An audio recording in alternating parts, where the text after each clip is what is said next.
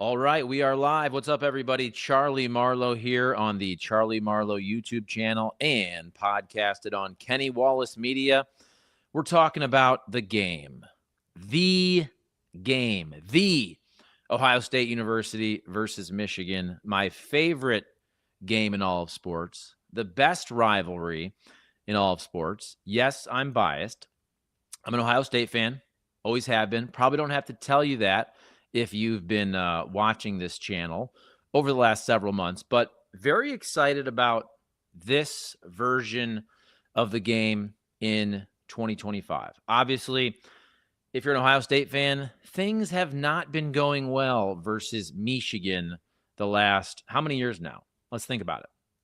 Ohio State beats Michigan in 2019, and then 2020 they don't play. I always thought that was, we'll call it a wussy move, a very wussy move by Jim Harbaugh to not play that game during the COVID year in 2020. I thought they could have played it. They were going to get destroyed. Let's be real. Ohio State, they go to the college football playoff. You know what happens there. That was the game versus Clemson versus Clemson 2020. So anyway, moving on. Ohio State loses 2021, 2022, 2023. Jim Harbaugh has things rolling. You got everything with Connor Stallions and all that. And Jim Harbaugh leaves for the Los Angeles Chargers job. And then last year, you're thinking, okay, this is Ohio State's turn to turn the tables back on Michigan. And what happens? Ohio State at home, there's something like a 20, 21-point favorite, whatever it was, and they lose to Michigan 13-10. Would have been one of the worst losses in the history of Ohio State football, especially versus Michigan. Maybe the worst loss ever versus Michigan. But guess what? We had this thing called the expanded college football playoff to 12 teams. So it gave Ohio State new life. Despite losing to Michigan, Michigan didn't have a frickin' quarterback, basically. Just an embarrassing game. People are calling for Ryan Day's job, me included. Not going to lie. But then Ryan Day, Ohio State, they flip the script. And Ryan Day, a coach who, let's be real, hadn't won a big game really in about 52 games. I'm not counting Indiana and all that. We're talking about Ohio State, the games that matter. The games that matter, Michigan and college football playoff games, right? And Ryan Day goes from not winning versus Michigan and not winning a college football playoff game, even though they were very close. Let's be real. 2022, they were very close versus Georgia. Had Georgia beat, if it wasn't for the field goal at the end, but also Marvin Harrison Jr. gets knocked out of that game with probably concussion-like symptoms. If they beat Georgia there, they surely beat TCU also and win the national championship. Remember, TCU loses to Georgia, 65-7 it was that year. Anyway, my point is, Ryan Day goes from not winning a big game for almost 4 seasons, almost 4 full seasons. Remember, because 2020, they get to the national championship game. They beat Clemson. They get destroyed by Alabama. It is what it is. But then no big wins 2021. No big wins 2022. No big wins 2023. No big wins 2024 all the way through the Michigan game. And I'm not counting Penn State, guys. I'm not counting Indiana last year. Maybe I'd count Indiana this year. But with everybody calling for Ryan Day's head, me included, because it wasn't just the losses. It was how they were losing versus Michigan. They were playing scared. They were coaching scared. They were playing into Michigan's strengths. And then something happened there. You got meetings. You got team meetings, people calling out Ryan Day, right? Like, let's open it up offensively. And the flip was switched, and it's been a different Ohio State team. It's been a different Ryan Day ever since then. They go through the college football playoff last year and smoke everybody. We're talking Tennessee. We're talking Oregon. We're talking Texas. That was a little bit of a closer game. And then we're talking Notre Dame. But that right there, Oregon was number 1 in the country. You're going through 2 SEC teams in Tennessee and Texas. Then they beat Notre Dame to win the national championship. And this year, just keeping it rolling, number 1 team in the country, beat Texas again in that early season game. Texas doesn't look as great, but Ohio State's schedule this year, let's be real, has been pretty bad. Pretty bad. Not really their fault. Penn State was down. Wisconsin's down. Michigan coming up should be a good game. Texas was a good game. Washington was a pretty tough game, relatively speaking. Illinois was a relatively tough game. Those are kind of top 25 type teams. Just outside of it, whatever it is, Washington was tough. That was a game that still kind of mattered in the fourth quarter. Illinois, they never really had any problems, but Illinois is a pretty good team. But look, Ohio State last year played Oregon regular season. They played a good Penn State team regular season. They played Indiana regular season. Next year, they have a really tough schedule. But this year, the schedule is not good. I think we all know for Ohio State. But that doesn't mean they're not the best team in the country, right? They've been able to kind of load manage. Look at last week. Their 2 best wide receivers, Jeremiah Smith, Carnell Tate, not playing in the game. We know they're going to play versus Michigan. I just read an article. They'll be practicing mental reps. Come on. We know they're going to play versus Michigan. Tate should be a top 10 pick, you would think, in next year's draft. And Jeremiah Smith, the draft after that. Remember, Jeremiah Smith is only a sophomore. But anyway, the title of this video, I'm glad Michigan is good again. The game needed it. I'm 43 years old. I grew up with the John Cooper era of Ohio State football. Ohio State always lost to Michigan. They always lost to Lloyd Carr. They had great teams. They were always 10-1, 11-0, whatever it was. Michigan seemed to always be 8-3 or 9-2 entering that game. Sometimes even, what's the math there? 7-4. It seemed like Ohio State was always favored.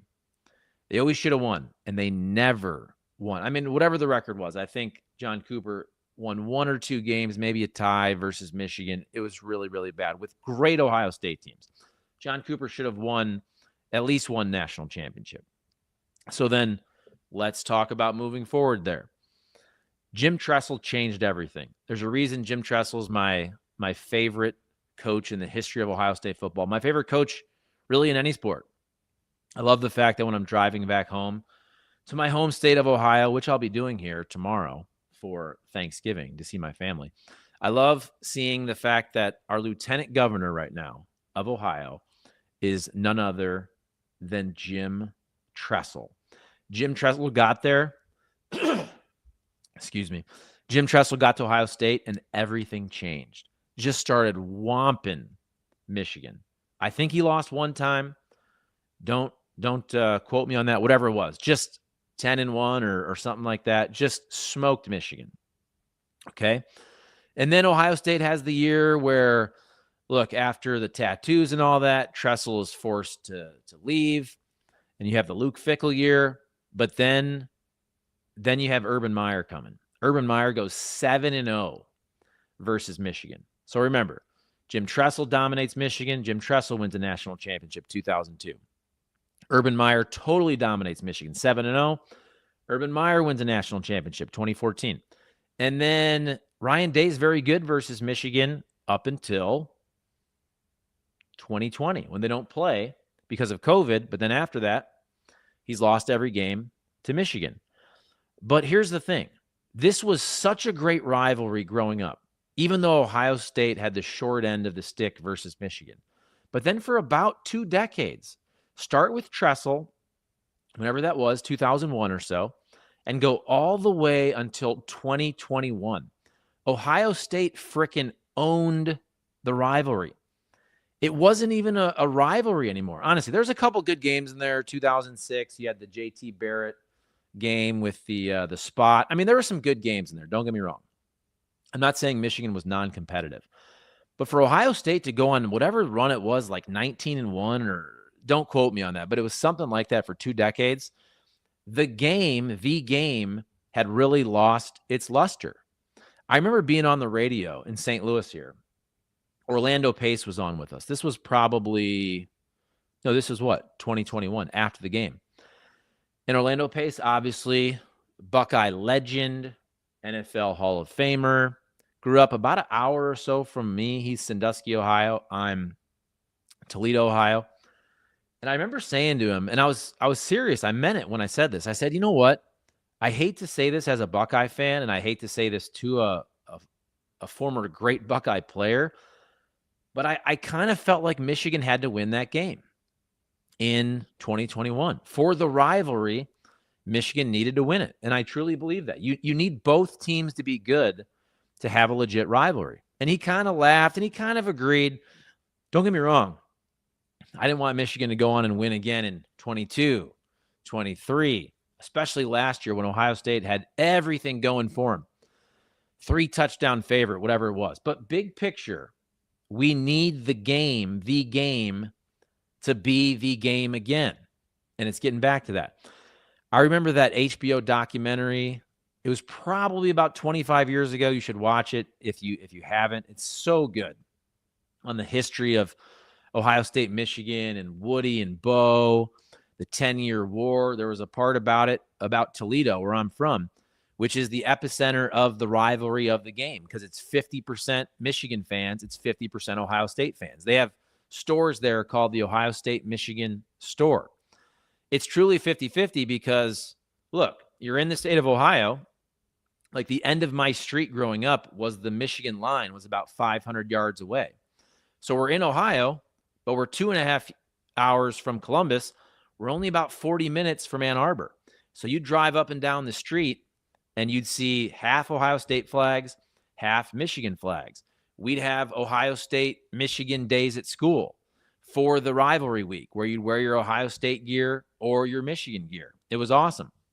And it means so much. It was ranked by Sports Illustrated years ago as the best rivalry in all of sports. And I still think it is, but it had lost its luster for a while because Michigan could never win the game.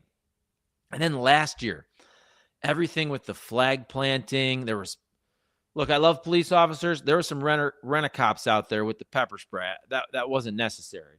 And then, of course, it was called, it was so embarrassing. It was the worst thing ever. And I just said, shut up. If you know anything about Ohio State, Michigan, I don't want people to get hurt, but the fighting is part of it. Ohio State ripping down the banner at Michigan Stadium at the Big House.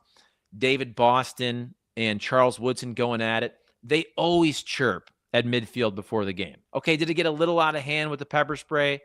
I understand that, but that's the rivalry. And I wasn't mad at Ohio State for getting pissed at Michigan planting the flag. I wasn't mad at Michigan for planting the flag.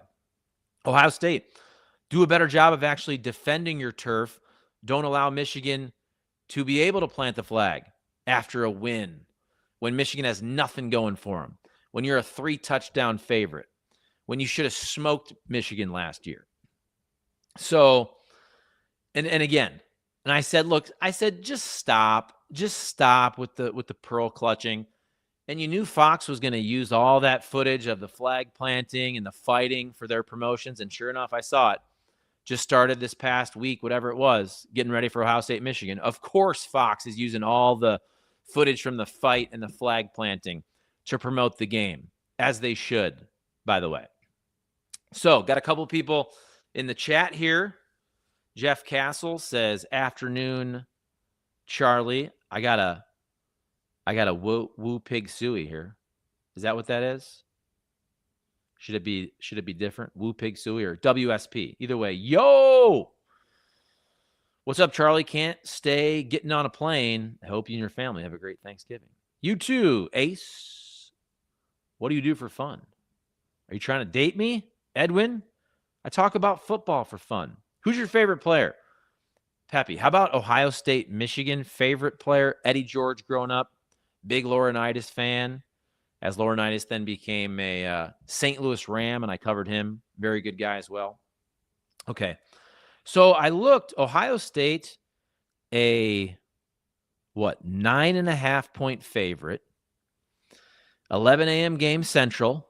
31 degrees it's supposed to be in Ann Arbor. 11-0 Ohio State. 8-0 in the Big Ten versus 9-2 Michigan. 7-1 in the Big Ten.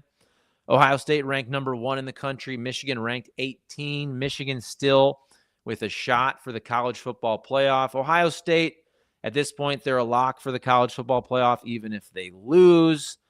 But you got the Big Ten championship game after that versus Indiana. Let me just check the standings so I don't speak out of school here. So I don't speak out of school about what's going on in the Big Ten. So Big Ten, you have Indiana and Ohio State, both 8-0. You have Oregon 7-1. You have Michigan 7-1. So I haven't checked, but look, if Indiana ends up being undefeated, if Michigan beats Ohio State and they're 8-1 in the conference, Ohio State's also 8-1 then, and Michigan State would have the tiebreaker. So Ohio State still has a lot to play for, obviously. I mean, that's an obvious statement when you're talking about playing the game versus Michigan. But in a weird way, it does kind of suck that the game doesn't matter as much because of the college football playoff. Ohio State's going to make the college football playoff regardless. So they don't have as much to play for except for bragging rights, which is everything in this rivalry. But Michigan has a ton more to play for this week in terms of getting to the college football playoff, getting to the Big Ten championship game, if they're able to. And I should have done my research there, but obviously you also have Oregon at 7-1 and Michigan at 7-1 entering the week. Michigan's losses, you have a non-conference loss to SEC Oklahoma, and you have a loss at USC for Michigan, but Michigan and Oregon did not play. Michigan did not play Indiana. Ohio State did not play Indiana this year. So there you go. And again, don't quote me on all that tiebreaker stuff. I don't know. I'm not the expert, and I'm not the college football analyst. So we'll know soon here. But you know what? Going into the game last year, I said I'll take Michigan with the points. Never thought they'd win. And I think you kind of believe, okay, is this going to be a close game again? Would you take Michigan getting 9.5 points? That would be my initial thought. But I think something's changed. I really do. I just think something has changed with Ryan Day. But I guess you never truly know until he can beat Michigan, because everything has changed with him winning big games like he did, again, Tennessee, Oregon, Texas, Notre Dame, Texas again this year. Those are the big games I'm talking about. I'm not going to count Illinois this year. But look, the bugaboo still he needs to get off his back is, can he get back to beating Michigan? So I'd love to say that Ryan Day has changed. I think he has. But if he doesn't beat Michigan, look, they'll still make the college football playoff, but that narrative will still be there, as it should. We all know Ohio State is the more talented team this year. They were way more talented last year. Michigan is not nearly as bad as they were last year. Michigan is better this year. But until Ryan Day does it, you still have to wonder and question if he can do it. I think that's fair. Thank you, everybody watching live, and thank you for your comments there. If you're in St. Louis, please hook up my sponsors. You see right there the Triad Bank logo. Triad Bank, best thing I ever did for my rental property business, taking all my commercial loans from a big national bank that didn't care about me to a local bank, Triad Bank. My guy, Matthew Tobin, been working with him for 5 or 6 years. Got a couple loans with them, got a line of credit off the house. We just bought a rental property in late June. I called up my guy, Matthew Tobin, on Memorial Day weekend because I hadn't done my due diligence with my approval letter. And I hated to do it on a holiday weekend, but he got me everything I needed. It was an easy process with closing. I think I've had 5, 6, 7 loans total over the last 5, 6 years with Triad Bank. We've bought some properties. We've sold some properties. I think we had 4 loans at one time going, but again, we have 2 now But I love Triad Bank. Triadbanking.com. Just had a nice meeting with them last week. They do retail banking. I go to the Frontenac location. You have Creve Coeur as well. Triadbanking.com. Everything for commercial loans. They are the best. Customer service, relationship-based banking. And also, real quick, you got St. Louis Lawn Care, St. Louis Equipment, StlMowerRepair.com, St. Louis Lawn Care, STLLawnCare.com. Been cutting my grass for about 5 years. They'll do mulch. They do landscaping. I got some arborvitae. I got a big juniper, got a bunch of boxwoods. They'll trim the boxwoods. We get the mulch each year. If you want small engines with St. Louis Equipment, I got a trimmer. I got a Husqvarna blower. Right now, they'll do your leaves, St. Louis Lawn Care. And then you got, look, with the winter coming, you got salt. You can buy your bulk salt. Did I say salt? Salt. You can buy your bulk salt there, and they have a special. Mention you heard it from Charlie Marlow. And if you want your preseason snow plow service, mention you heard it from Charlie Marlow. You'll get 25% off, and everything for snow plowing and the salt for when the winter's coming in St. Louis. Check out St. Louis Equipment, STLMowerRepair.com, and St. Louis Lawn Care, STLLawnCare.com. All right. I won't go too much longer, but the game. I'm excited for it. Can't wait to watch. 11 o'clock Central Time, Saturday. I'm actually going to Columbus for Thanksgiving because I got some family that lives down there. So I'll be hanging out with my family in the great state of Ohio for a couple days, but I'm coming back to watch the game from the comfort of my house in St. Louis. I like the fact that they play the early game. You know, I know some people don't like it. They want night games. It's a tradition, though. Ohio State, Michigan, noon game, Eastern, 11 o'clock Central. Everybody's watching it. Incredible ratings. You'll have big noon kickoff. You'll have college game day. It'll be the talk of the town. Maybe it'll be an unbelievable game like last year. And maybe Michigan, you can't even say shock the world. Because at this point, I think a lot of people think Michigan just has Ryan Day's number. And they do. They have for the last 4 or 5 years. Ryan Day has to put up or shut up. To be the man, you have to beat the man. And that's crazy to say for the defending national champs. But at Ohio State, the things that matter, beating Michigan, winning national championships. I saw Dave Portnoy say this, and there's no way he really believes this. Would you trade last year's season, Michigan beating Ohio State, but whatever they did, wins 8 games, whatever it was, or Ohio State winning the national championship, but losing to Michigan in embarrassing fashion? Nobody really believes that. Of course, you're going to take the national championship. Of course. But you can't lose to Michigan year in, year out. That's why it was fair to question Ryan Day's job last year until he won the national championship. At Ohio State, if you have top 5 rosters every year, you either have to beat Michigan more than you lose to them, or you have to win a national championship. Those are realistic expectations at Ohio State. That's fair right there. And so guess what? I don't want Ohio State to lose to Michigan this year, but Ryan Day has bought himself at least, 5 years worth of equity? 5 years. When you win a national championship, you can't be mad for at least 5 seasons. I'm sorry. Now, if they lose to Michigan every single year for the next 5 years, but again, you win a natty, you buy yourself a lot of equity. That's the way it is. All right, everybody. Thanks for watching. I can't wait to watch the game. Drop your predictions. Comment. What do you think? Do you think Michigan's got it this year at home?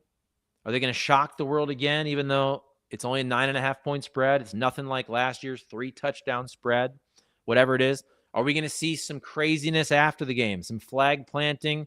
Hopefully no pepper spray. We shall see. Can't wait to watch this Saturday, though. It's just such a great tradition, Thanksgiving weekend. It brings back so many memories for me growing up in Ohio and watching that game. And it means so much. And I'm trying to pass the traditions on to my kids, even though they live in St. Louis. I'm trying to grow some Buckeye fans and raise some Buckeye fans, get them some Buckeye gear. We got the Ohio State blanket there, and they did enjoy watching the college football playoff run that they went on last year. So there you go, 25 minutes. Feels good. We'll end it there. We went live on horizontal YouTube and vertical YouTube for the first time. I'd never done that before. So we'll see how it goes. Love you all. Peace out. Happy Thanksgiving. And once again, thanks to my sponsors, Triad Bank, St. Louis Equipment, and St. Louis Lawn Care. We'll see ya. Have a great Thanksgiving, everybody. Go Bucks. OHIO. End stream. End stream.